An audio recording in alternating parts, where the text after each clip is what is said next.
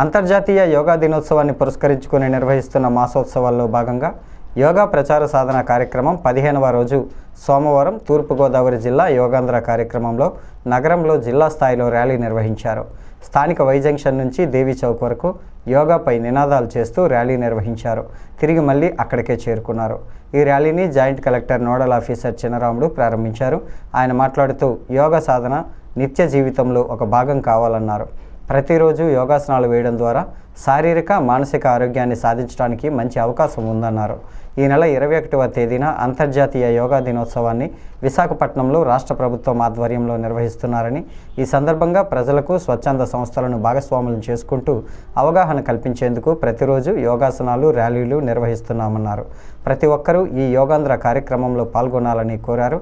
జిల్లా అధికారులు, వివిధ శాఖల అధికారులు ఈ కార్యక్రమంలో పాల్గొన్నారు.